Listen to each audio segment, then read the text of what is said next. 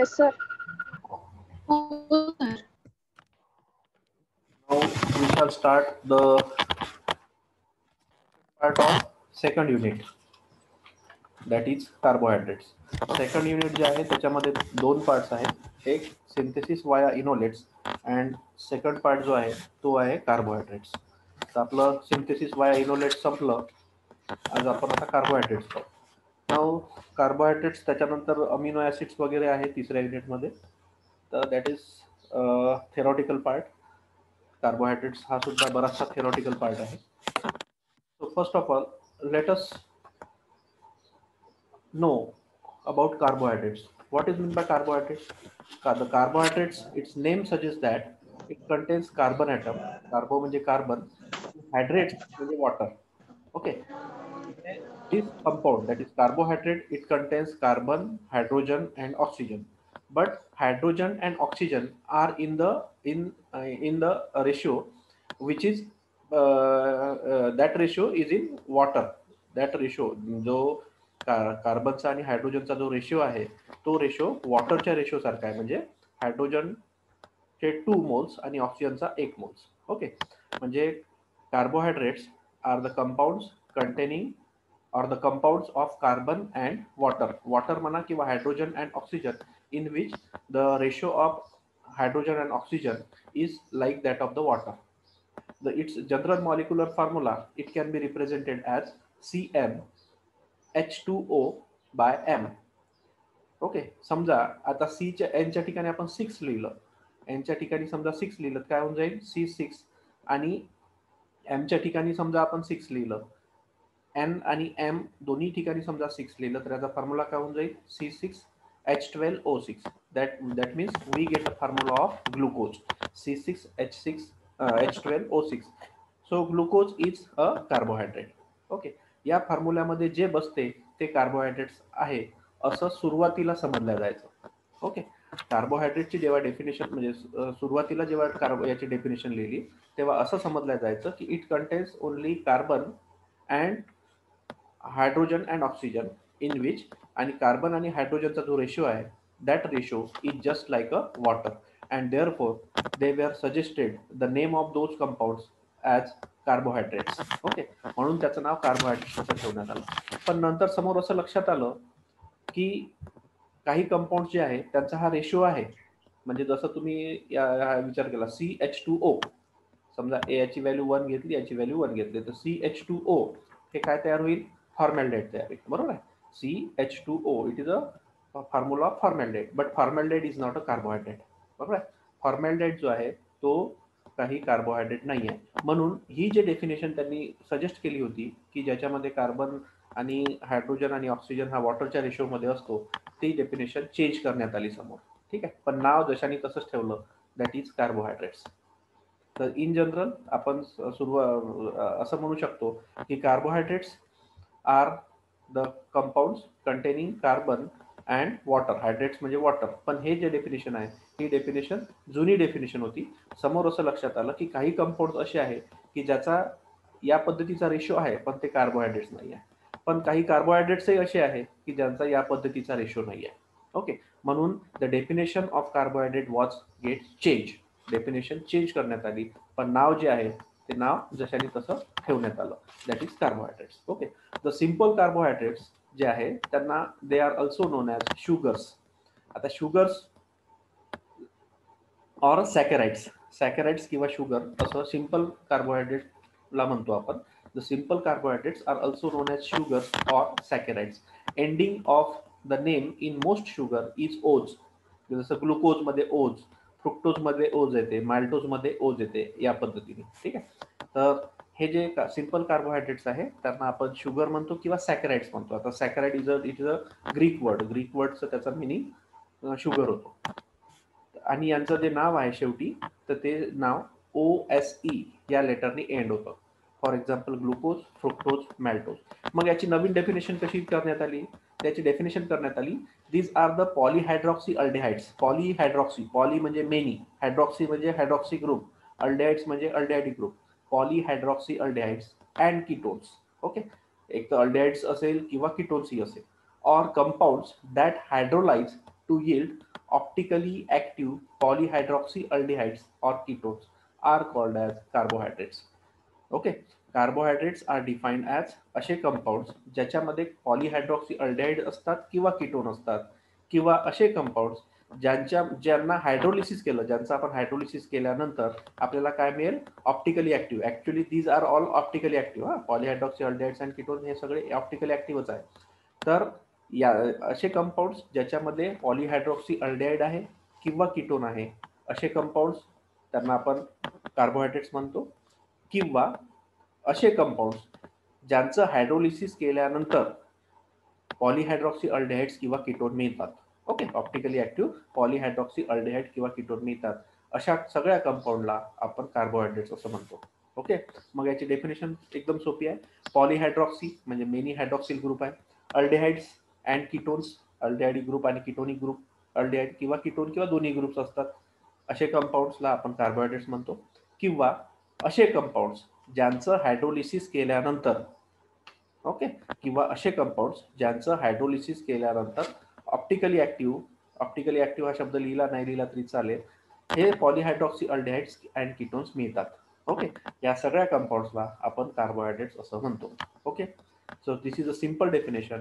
Polyhydroxy aldehydes and ketones or compounds that hydrolyze to yield optically active polyhydroxy aldehydes and ketones. Okay, मग हे साधी definition आहे. Optically active polyhydroxy alcohols and ketones हे compounds यांना सुद्धा आपण carbohydrates म्हणतो. किंवा असे कंपाऊंड्स दोज व्हेन हायड्रोलाइज, ज्यांचं हायड्रोलिसिस केल्यानंतर they yield optically active polyhydroxy aldehydes and ketones. Those compounds are called as carbohydrates. सगळ्या कंपाऊंड्सला आपण कार्बोहायड्रेट्स असं म्हणतो. पॉलीहायड्रॉक्सी अल्डेहाइड्स अँड कीटोन हे समजलंय तुम्हाला. पॉली म्हणजे मेनी हायड्रॉक्सिल ग्रुप असलेला कंपाऊंड ज्याच्यामध्ये अल्डेहाइडिक ग्रुप असेल किंवा कीटोनिक ग्रुप असेल.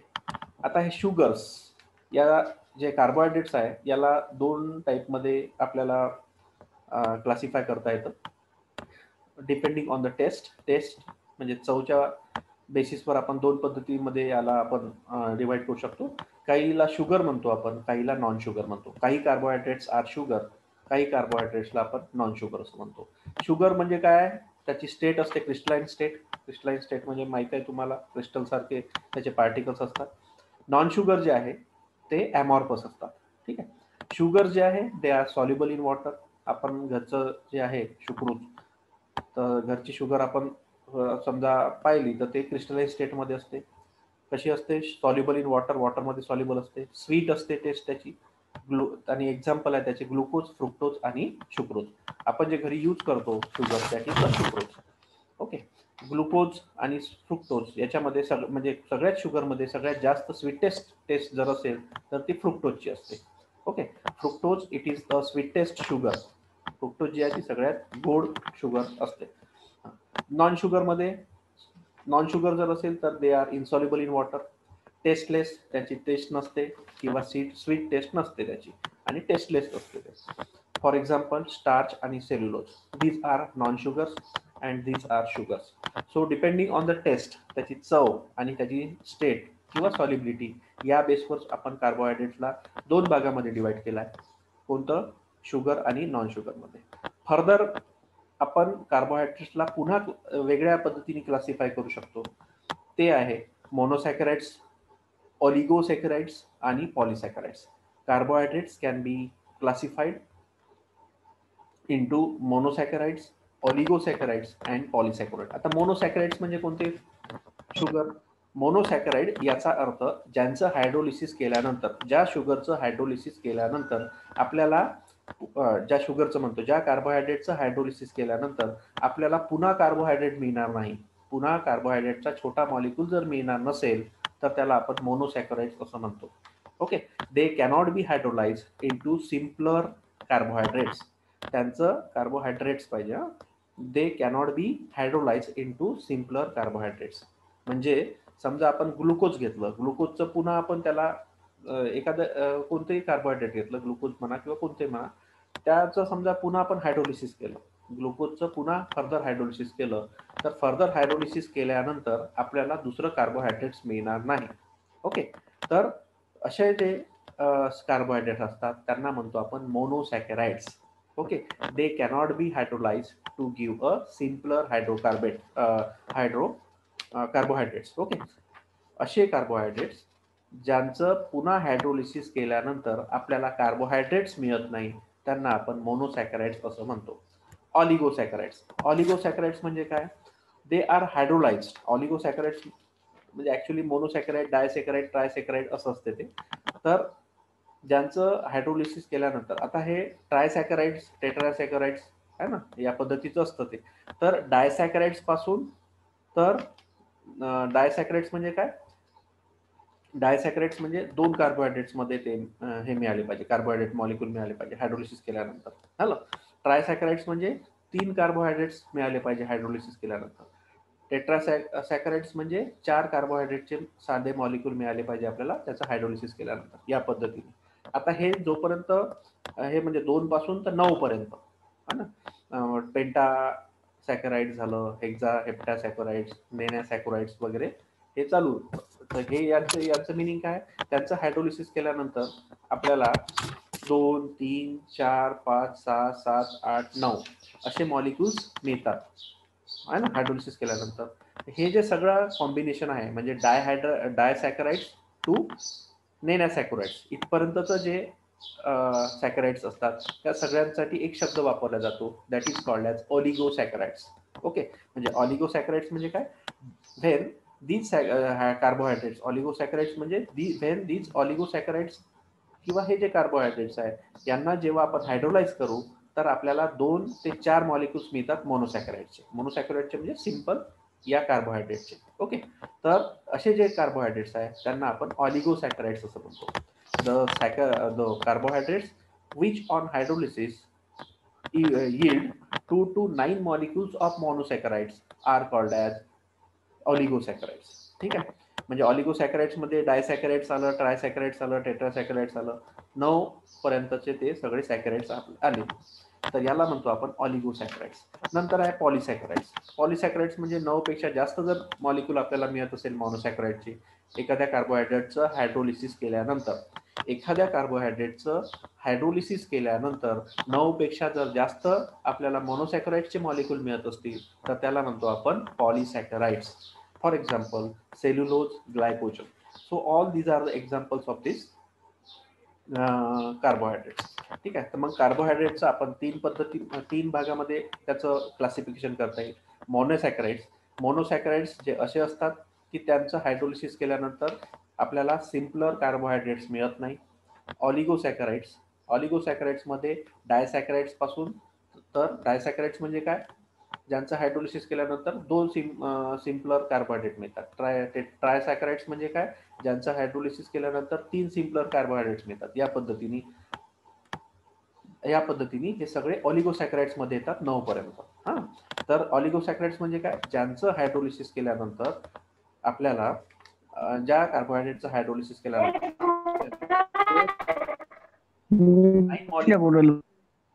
2 to 9 मॉलिक्युल्स आपल्याला मोनोसॅकराइडचे मिळतात. 2 to 9 मॉलिक्युल्स ऑफ मोनोसॅकराइड्स आपल्याला मिळतात. That is called as oligosaccharides. Polysaccharides म्हणजे काय? पॉलिसॅकराइड्स मध्ये जेव्हा त्यांचं आपण हायड्रोलिसिस करतो तेव्हा more than 9 molecules of monosaccharides मिळतात, त्याला आपण काय म्हणतो? Polysaccharides. So depending on the number of molecules म्हणा, carbohydrates, simpler carbohydrates obtained on hydrolysis, we can classify the carbohydrates into these 3 types: monosaccharides, oligosaccharides and polysaccharides. Now specially we will study about the monosaccharides. मोनोसॅकराइड्स विषयी आपण specially study करू कारण आपल्या syllabus मध्ये मोनोसॅकराइड्स study आहे. तर मोनोसॅकराइड्सला specially मोनोसॅकराइड जे आहे त्यांना आपण 2 भागामध्ये डिवाइड करू शकतो. आता मोनोसॅकराइड्स म्हणजे कोणते सॅकराइड्स? मोनोसॅकराइड्स म्हणजे असे कार्बोहायड्रेट ज्यांचं पुन्हा हायड्रोलिसिस केलं आपण तर आपल्याला सिंपल कार्बोहायड्रेट मॉलिक्यूल मिळत नाही. ठीक आहे, ज्यांचं हायड्रोलिसिस केल्यानंतर आपल्याला सिंपल कार्बोहायड्रेट मॉलिक्यूल मिळत नाही त्यांना आपण मोनोसॅकराइड म्हणतो. ठीक आहे, तर मोनोसॅकराइडचं क्लासिफिकेशन आपल्याला करायचं आहे. आता मोनोसॅकराइडचं classification it is divided into 2 parts. कोणतं? ॲल्डोज ज्याच्यामध्ये अल्डेहाइड ग्रुप आहे, ज्या कार्बोहायड्रेट्समध्ये ज्या मोनोसॅकराइड्स कार्बोहायड्रेट्स मध्ये अल्डेहाइड ग्रुप आहे त्यांना आपण ॲल्डोजेस म्हणतो, आणि ज्याच्यामध्ये किटोनिक ग्रुप आहे सी डबल बॉन्ड ओ हा किटोनिक ग्रुप आहे त्याला आपण किटोजेस म्हणतो. ठीक आहे. So monosaccharides are further divided into aldose and ketose. Okay. Aldose म्हणजे अल्डेहाइड ग्रुप असेल तर आपण ॲल्डोज म्हणू, किटोनिक ग्रुप असेल तर आपण काय म्हणू, किटोज म्हणू. आता हे जे अल्डोज किंवा किटोज असतात याच्यामध्ये हायड्रॉक्सी ग्रुप असतो है ना. हायड्रॉक्सी ग्रुप जो OH ग्रुप आहे तो तर असतोच, सोबतच अल्डेहाइड ग्रुप असतो किंवा किटोनिक ग्रुप असतो. तर हे जे आहे ॲल्डोजेस याच्यामध्ये अल्डेहाइड ग्रुप सोबत हायड्रॉक्सी ग्रुप असतातच. तर हायड्रॉक्सी ग्रुप बरेच असतात म्हणून त्याला आपण म्हणतो पॉलीहायड्रॉक्सी अल्डेहाइड. ओके. तसंच किटोजमध्ये किटोनिक ग्रुप असतोच, पण सोबत पुन्हा बरेचसे हायड्रॉक्सिल ग्रुप असतात म्हणून त्याला म्हणतो आपण पॉलीहायड्रॉक्सी कीटोन. ठीक आहे. So these are the polyhydroxy aldehydes and these are the polyhydroxy ketone. These aldoges are further divided into four parts. Okay. These aldoges are further divided into four parts, as well as ketones. They are also divided into four parts depending upon the number of carbon atoms. आता ॲल्डोजेस मध्ये समजा 3 carbon item असले, total 3 carbon item असले, जो काही carbohydrate आहे जो की ॲल्डोज आहे त्याच्यामध्ये समजा 3 कार्बन ॲटम असले टोटल, तर त्याला आपण ट्रायोज म्हणतो. If they contain a 4 carbon atom then we call it as a tetrose. If it contains 5 carbon atoms, then we call it as pentose. And if it contains 6 carbon atoms, then we call it as a hexose. Similarly, ketone मध्ये पण तसंच. समजा किटोज मध्ये पण तसंच. जर 3 carbon असले तर किटोट्रायोज, 4 कार्बन ॲटम असेल तर टेट्रोज, किटोटेट्रोज, 5 कार्बन असेल तर किटोपेंटोज आणि 6 कार्बन ॲटम असेल तर किटोहेक्सोज. So depending upon the number of carbon atoms, these aldoges and ketoges are further divided into 4 types. Okay. तर हे झालं क्लासिफिकेशन मोनोसॅकराइडचं. मोनोसॅकराइड दोन याचे असू शकतात, एक तर त्याच्यामध्ये अल्डेहाइड ग्रुप असू शकतो किंवा किटोनिक ग्रुप असू शकतो. जर अल्डेहाइड ग्रुप असेल तर ॲल्डोज म्हणू आपण, किटोनिक ग्रुप असेल तर किटोनिक ग्रुप म्हणू. आता दोन्हीमध्ये 3 कार्बन ॲटम असेल तर ट्रायोज, अल्डो ट्रायोज. किटोजमध्ये जर 3 कार्बन ॲटम असेल तर किटोट्रायोज, 4 असेल तर ॲल्डोट्रेट्रोज, किटोमध्ये असेल 4 तर किटोटेट्रोज. या पद्धतीने तुम्हाला समजलं असेल एवढं. ठीक आहे. आता त्याचं एक सिस्टीम आहे नॉमनक्लेचरची, त्याला आपण म्हणतो DL सिस्टीम. डी म्हणजे हा कॅपिटल डी आहे आणि हा कॅपिटल एल आहे. तुम्ही याच्या आधी स्टिरिओकेमिस्ट्रीमध्ये स्मॉल डी आणि स्मॉल एल हे क्लासिफिकेशन पाहिलं असेल, तर त्याचा आणि या कॅपिटल डी आणि कॅपिटल एलचा काहीही संबंध नाही. ओके. This system is generally use, capital D आणि कॅपिटल एल हे जे DL नॉमनक्लेचर सिस्टीम आहे that is generally use for कार्बोहायड्रेटसाठी ही जनरली यूज करतात. ठीक आहे. तो स्मॉल डी आणि स्मॉल एल जो आहे तो ऑप्टिकल ऍक्टिव्हिटीशी रिलेटेड आहे. जर प्लेन पोलराइज्ड लाईट आपल्याला राईट साईडने फिरवला तर आपण स्मॉल डी नी डिनोट करतो, लेफ्ट साईडला फिरवला प्लेन पोलराइज्ड लाईट तर आपण स्मॉल एल नी डिनोट करत असतो. ते स्टिरिओकेमिस्ट्रीचा ऑप्टिकली ऍक्टिव्हिटी मधला तो पार्ट आहे. हा सुद्धा नॉमनक्लेचरचाच पार्ट आहे, पण it is specially applied to the carbohydrates. आता हे डी आणि एल नॉमनक्लेचर जे आहे हे कसं डिनोट करायचं एखाद्या शुगरसाठी, तर काय करायचं आहे, समजा हे जे नॉमनक्लेचर काढलं आहे हे ग्लिसरॅल्डेड मॉलिक्यूलला कन्सिडर करून नॉमनक्लेचर केलेलं आहे. आता याच्यामध्ये काय करत असतो आपण की शेवट हा जो ग्रुप आहे हायली ऑक्सिडाइज ग्रुप किंवा अल्डेहाइड ग्रुप म्हणा किंवा किटोनिक ग्रुप, अल्डेहाइड ग्रुप जो आहे वरचा हायली ऑक्सिडाइज ग्रुप, याच्यापासून सगळ्यात दूरचा कार्बन ॲटम पाहायचा.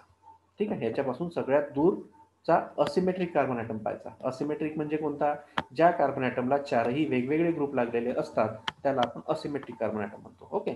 त्यालाच आपण चायरल सेंटर सुद्धा म्हणतो, ज्याला 4 वेगवेगळे ग्रुप लागलेले असतात. तर मग याच्यापासून हाच आहे दुसरा की ज्याचा जो चायरल सेंटर आहे. ठीक आहे. चायरल सेंटर आहे म्हणजे असिमेट्रिक कार्बन ॲटम आहे. तर याला लागलेला जर OH असेल याला लागलेला जो OH आहे तो जर राईट हँड साईडला असेल, ओके, राईट हँड साईडला जर असेल तर आपण याला म्हणतो डी ग्लिसरॅल्डेहाइड. ओके. याला म्हणतो आपण डी ग्लिसरॅल्डेहाइड. समजा तो OH हा लेफ्ट हँड साईडला लागलेला असेल, इथे लेफ्ट हँड साईड लिहिलेला आहे मी, त्यालाच म्हणतो आपण एल ग्लिसरॅल्डेहाइड. ओके, तर कन्सिडरिंग और bye referring this glyceraldehyde we can assign D and L configuration to the different carbohydrate molecule. वेगवेगळ्या कार्बोहायड्रेट मॉलिक्यूलला आपण याचाच रेफरन्स घेऊन आपण काय करू शकतो, त्यांना नॉमनक्लेचर त्याचं लिहू शकतो, म्हणजे डी मध्ये आहे की एल मध्ये आहे तो. फॉर एक्झाम्पल आता हा जो फॉर्म्युला घेतला आहे मी, हा फॉर्म्युला कशाचा आहे, ग्लुकोजचा फॉर्म्युला आहे. आता ग्लुकोज मध्ये पहा तुम्ही, एक लक्ष द्या, ग्लुकोज मध्ये 6 कार्बन ॲटम आहे टोटल, 1 2 3 4 5 आणि 6. तर याचं जे स्ट्रक्चर आहे ग्लुकोजचं, ते स्ट्रक्चर या पद्धतीचं आहे. OH OH राईट हँड साईडला लिहायचे आहे, OH OH राईट हँड साईडला लिहिले आपण. नंतर तिसरा नंबरचा OH आहे तो लेफ्ट हँड साईडला आहे, आणि चौथ्या नंबरचा OH आहे हा राईट हँड साईडला. या पद्धतीचं जेव्हा तुम्ही स्ट्रक्चर लिहाल तेव्हाच तो ग्लुकोज होईल. हो, हा ग्लुकोज आहे, हा ग्लुकोज नाही आहे. ठीक आहे, पण दोन्हीही ॲल्डोहेक्झोज आहे. ॲल्डोहेक्झोज हे जनरल नेम आहे. ॲल्डोहेक्झोज म्हणजे काय, अल्डिहाइड ग्रुप आहे आणि 6 कार्बन ॲटम आहे, म्हणून याला ॲल्डोहेक्झोज असं म्हणतो. आपण सध्या आपल्याला डीएल नॉमनक्लेचर पाहतोय, म्हणून मी फक्त ॲल्डोहेक्झोज लिहिला आहे. ॲक्च्युली हा ग्लुकोज आहे आणि हा याचा आयसोमर्स आहे. त्याच्यामध्ये किती आयसोमर्स पॉसिबल असतात ग्लुकोजचे, तर जेवढे नंबर ऑफ असिमेट्रिक कार्बन असतात 2n, where n is the number of asymmetric carbon atoms. आता याच्यामध्ये असिमेट्रिक कार्बन ॲटम किंवा कायरल कार्बन ॲटम किती आहे, हा एक आहे, याला 4 वेगवेगळे ग्रुप लागलेले आहे ना. हा दुसरा आहे, याला 4 वेगवेगळे ग्रुप लागलेले आहे. हा तिसरा आहे, याला 4 वेगवेगळे ग्रुप लागलेले आहे. आणि हा चौथा आहे, याला 4 वेगवेगळे ग्रुप लागलेले आहे. हा असिमेट्रिक कार्बन ॲटम नाही आहे, कारण डबल बॉन्ड येतो ऑक्सिजन आहे ना. आणि हा सुद्धा असिमेट्रिक कार्बन ॲटम नाही आहे, कारण याला 2 हायड्रोजन लागलेले आहे. बरोबर आहे.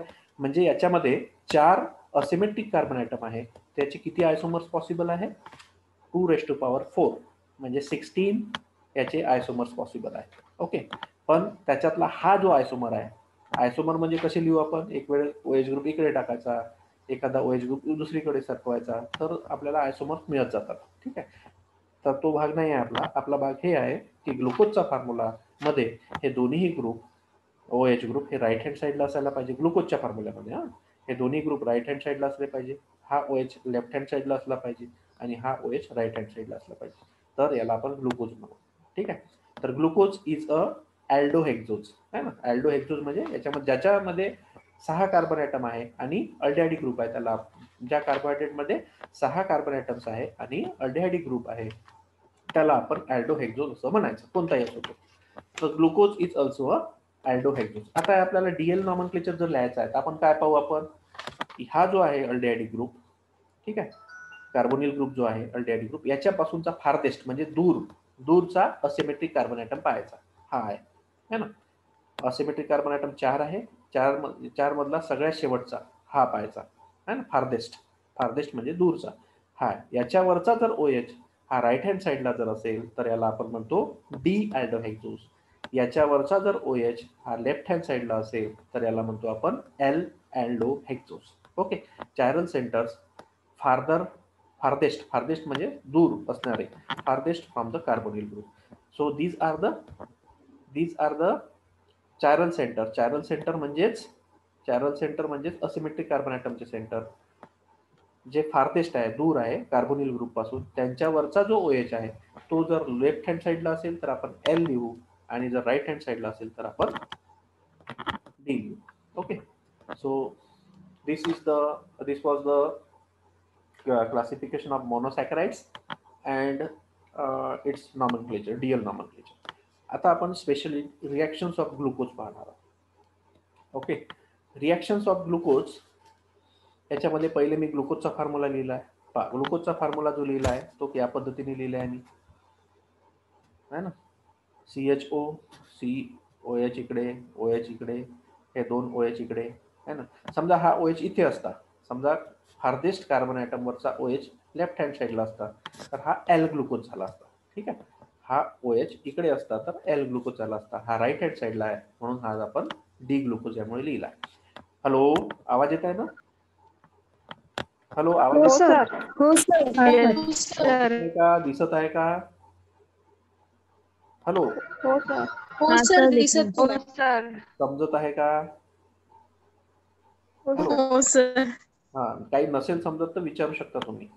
काही नाही समजलं का याच्यातलं, आतापर्यंत सांगितलं याच्यातलं? समजलं. काय नाही समजलं?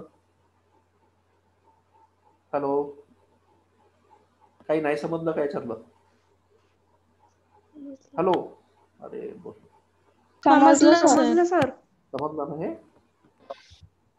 हो.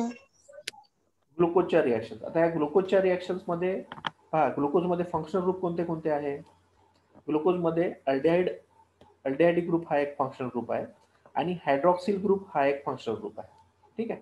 तर मग याच्या ज्या रिॲक्शन्स राहतात त्या रिॲक्शन्स कशामुळे असतात? अल्डेहाइड ग्रुपमुळे सुद्धा रिॲक्शन्स असतात ग्लुकोजच्या. काही रिॲक्शन्स ज्या आहे या हायड्रॉक्सिल ग्रुपमुळे सुद्धा आहे आणि काही मिसेलिनियस रिॲक्शन आहे ज्या या दोन्हीमुळे नाही आहे, वेगळ्या याच्यामुळे आहे. ठीक आहे. तर अल्डेहाइड ग्रुपमुळे ज्या रिॲक्शन्स आहेत त्या रिॲक्शन्स पहिले पाहू. आपल्याला माहिती आहे की अल्डेहाइड ग्रुपचं जेव्हा आपण ऑक्सिडेशन करतो, when we oxidise aldehyde group then we get acid. बरोबर आहे. अल्डेहाइडचं जेव्हा ऑक्सिडेशन करतो तेव्हा ऍसिड मिळते आपल्याला. तर पहिली आपण ऑक्सिडेशन करू, वेगवेगळे रिएजंट वापरू, है ना.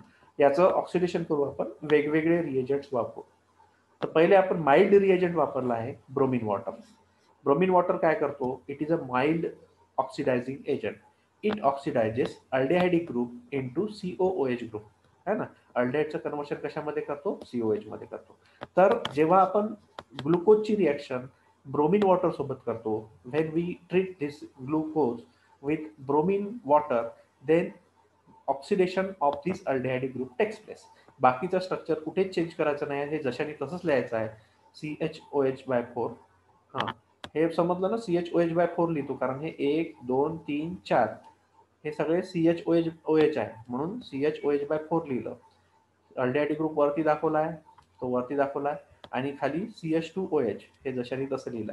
याच्या ठिकाणी आपण फक्त 4 जे आहे CHOH ग्रुप त्याच्या ठिकाणी CHOH/4 लिहिला. हे ग्लुकोजचा फॉर्म्युला आहे. When we oxidise this glucose with bromine water, bromine वॉटरनी जेव्हा आपण याचं ऑक्सिडेशन करतो तेव्हा aldehydic group gets converted into COOH group, है ना. COOH ग्रुपमध्ये याचं कन्वर्शन होतं, बाकीचं जशाने तसंच. तर जे आपल्याला मिळते ते काय आहे? Gluconic acid. ओके. आपल्याला ग्लुकोनिक ऍसिड मिळतं when we oxidise glucose by bromine water. ठीक आहे. नंतरचं ऑक्सिडेशन कशाने करू आपण? नंतर ऑक्सिडेशन याचं नायट्रिक ऍसिडने करून पाहू.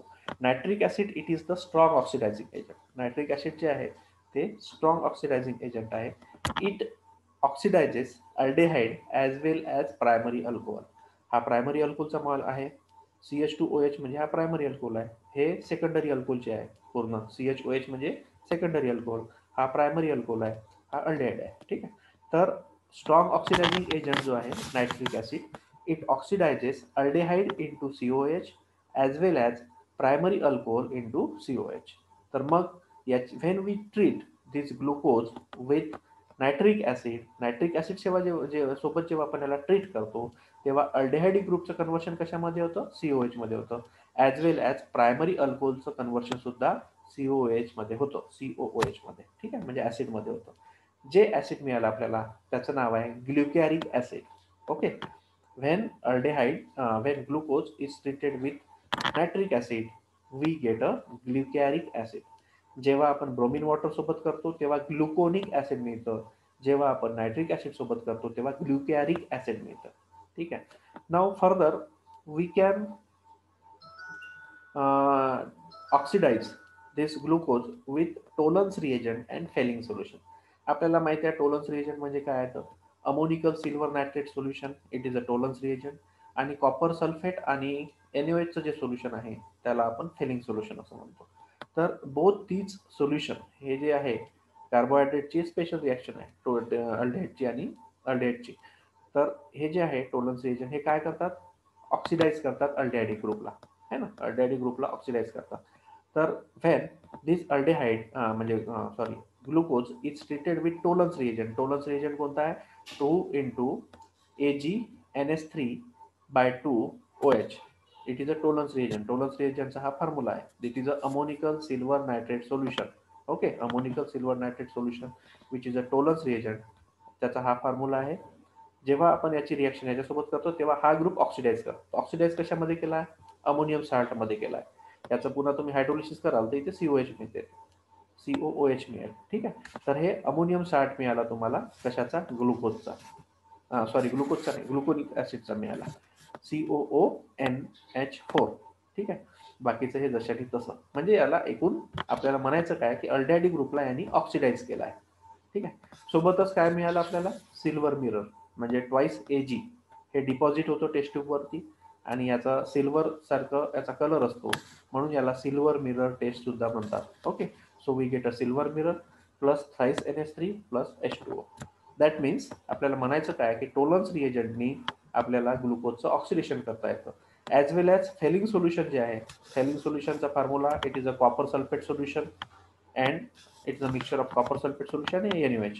तर NaOH आणि कॉपर सल्फेटमध्ये रिॲक्शन होऊन आपल्याला CuOH/2 मिळतो. It is a Fehling solution. So NaOH आहे सोबत. ग्लुकोजची रिॲक्शन जेव्हा आपण याच्यासोबत करतो तेव्हा आपल्याला सोडियम साल्ट मिळत आहे. कशाचा? ग्लुकोनिक ॲसिडचा. ग्लुकोनिक ॲसिडचा इथे अमोनियम साल्ट मिळतो. अमोनियम साल्ट मिळणं किंवा सोडियम साल्ट मिळणं म्हणजे त्याचं ऑक्सिडेशनच झालेलं आहे. त्याला हायड्रोलिसिस केलं यांचं ते आपल्याला पुन्हा ॲसिडच मिळत असते. तर हे फेलिंग सोल्युशन सोबत जेव्हा आपण ग्लुकोज ट्रीट करतो, when we treat this glucose with failing solution we get sodium salt of gluconic acid, म्हणजे इथे COO याने लागते, प्लस क्युप्रस ऑक्साईडचे आपल्याला PPT मिळतात which are red PPT, which red PPT मिळाले म्हणजे आपण असं म्हणू शकतो की याचं ऑक्सिडेशन झालं बा, हे इंडिकेशन आहे. इथे सिल्वर मिरर मिळालं की आपल्याला असं म्हणता येईल की अल्डिहाइड ग्रुप आहे ना. सिल्वर मिरर मिळालं इथे अल्डिहाइड ग्रुप आहे असं आपल्याला म्हणता येतं. तसंच फेलिंग सोल्युशनमध्ये आपल्याला रेड PPT मिळाले तर असं म्हणता येईल की इथे अल्डिहाइड ग्रुप आहे ना. तेव्हाच त्याचं ऑक्सिडेशन झालं आहे आणि आपल्याला PPT वगैरे मिळालेले आहे. तर आता हे ऑक्सिडाइज होऊन राहिला इथे ग्लुकोज, म्हणजेच हा या सोल्युशनला काय करून राहिला? रिड्यूस करून राहिला. बरोबर आहे ना. ऑक्सिडेशन रिॲक्शन ही रिडक्शन सोबतच होत असते. एखादा कंपाऊंड समजा ऑक्सिडाइज होत असेल तर दुसरा कंपाऊंड काय होत असतो? रिड्यूस होत असतो. म्हणजेच आपण असं म्हणू शकतो this glucose can reduce Tollens reagent as well as Fehling solution. याला रिड्यूस केलं, सिल्वर मिरर मिळाला.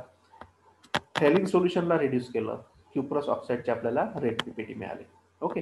म्हणजेच glucose can reduce the Tollens reagent as well as Fehling solution, है ना. स्वतः ऑक्सिडाइज होत आहे, दुसऱ्याला रिड्यूस करताय असंही म्हणू शकतो, किंवा टोलन्स रिएजंट आणि फेलिंग सोल्युशन हे ग्लुकोजला ऑक्सिडाइज करताय आणि स्वतः रिड्यूस होत आहे असंही म्हणू शकतो आपण. ठीक आहे. So these are the oxidation reactions of glucose. Then we will turn to reduction reaction. आता रिडक्शन रिॲक्शनमध्ये सोडियम अमलगमनी जर रिडक्शन केलं याचं तर आपल्याला माहित आहे की अल्डिहाइडचं जेव्हा रिडक्शन होतं तेव्हा आपल्याला प्रायमरी अल्कोहोल मिळतो, है ना. तर when we reduce this glucose with sodium amalgam जी राहिला तर याला अमलगम म्हणत असतो आपण. तर सोडियम अमलगम सोबत आपण जेव्हा ग्लुकोजची रिॲक्शन करतो तेव्हा this aldehydic group of glucose gets converted into primary alcoholic ग्रुपमध्ये कन्वर्ट होतो and we get a sorbitol. आपल्याला सॉर्बिटॉल मिळतं. हा जो फॉर्म्युला आहे हा सॉर्बिटॉलचा फॉर्म्युला आहे. ठीक आहे. सॉर्बिटॉल मिळाला. तसंच जर आपण कॉन्सन्ट्रेटेड HI आणि रेड फॉस्फरसनी 100°C वर जर आपण याचं रिडक्शन केलं, रिडक्शन सोडियम अमलगमनी केलं, सॉर्बिटॉल मिळालं. पण जर रिडक्शन आपण कॉन्सन्ट्रेटेड HI आणि रेड फॉस्फरसच्या प्रेझेन्समध्ये जर ही रिॲक्शन केली, म्हणजे ग्लुकोजला रिड्यूस केलं आपण 100°C वर, तर ऑल द ग्रुप्स म्हणजे अल्डिहाइड ग्रुप झाला, सेकंडरी अल्कोहोलिक ग्रुप आणि प्रायमरी अल्कोहोलिक ग्रुप सगळ्यांचं रिडक्शन होतं. सगळ्यांचं रिडक्शन होऊन आपल्याला N-हेक्सेन असं मिळतं. ठीक आहे. वी गेट अ N-हेक्सेन. दिस कन्फर्म्स दॅट आता फॉर्मेशन ऑफ N-हेक्सेन जर आपल्याला मिळून राहिला आहे, so this confirms the chain structure of glucose. ग्लुकोजमध्ये चेन आहे हे कसं आपल्याला इंडिकेट करतं? काय इंडिकेट का बरं इंडिकेट होत आहे? कारण या ग्लुकोजचं रिडक्शन केल्यानंतर आपल्याला N-हेक्सेन मिळून राहिला आहे. आता आपल्याला माहित आहे N-हेक्सेन म्हणजे अशी लांब चेन 6 कार्बन ॲटमची. तर 6 कार्बन ॲटमची लांब चेन ज्या अर्थी मिळून राहिली आहे त्या अर्थी आपण असं म्हणू शकतो की जे ग्लुकोजचं स्ट्रक्चर आहे ते चेन स्ट्रक्चर असलं पाहिजे, तेव्हाच आपल्याला एक N-हेक्सेन मिळून राहिला आहे ऑन रिडक्शन. ठीक आहे. तर हे याच्या आणि रेड फॉस्फरसच्या प्रेझेन्समध्ये 100 डिग्री सेल्सिअसला समजा आपण याला रिड्यूस केलं तर प्रायमरी अल्कोहोलिक ग्रुपमध्ये ते CH3 होऊन जाईल, सेकंडरी अल्कोहोल ग्रुपचा CH2 होऊन जाईल आणि अल्डिहाइड ग्रुपचा CH3 होऊन जाईल. म्हणजे आपल्याला एन हेक्सेन हा कंपाऊंड मिळेल. रिएक्शन विथ HCN ची रिएक्शन आपल्याला माहिती आहे अल्डिहाइड आणि कीटोन सोबत होत असते आणि तो सायनोहायड्रेट देत असतो. ठीक आहे, हे आधीच आपण रिएक्शन पाहिलेले आहे HCNच्या. तर HCN मध्ये C डबल बॉन्ड O आहे, अल्डिहाइड ग्रुप म्हणजे C डबल बॉन्ड OH, बरोबर आहे. तर C डबल बॉन्ड O जो आहे त्याच्यात ऑक्सिजनला H लागतो आणि दुसरा जो बॉन्ड राहतो, 2 बॉन्ड आहे ना, C डबल बॉन्ड आहे, एका बॉन्डला H लागतो ऑक्सिजनला म्हणजे OH आणि दुसऱ्याला Cn लागतो. And this compound is called as cyanohydrin, म्हणून याला म्हणतात ग्लुकोज सायनोहायड्रीन. So when